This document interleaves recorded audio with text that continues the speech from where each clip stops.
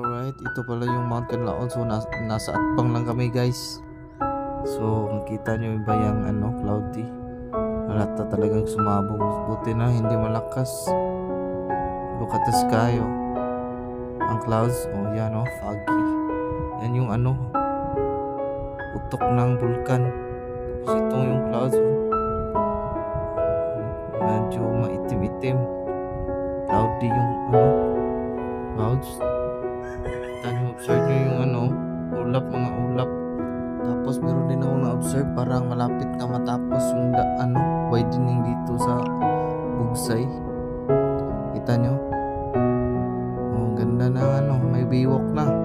May katambayan ka na, hindi na naliit yung daanan. Magandang project to. So maraming salamat po. Sana nungkulan.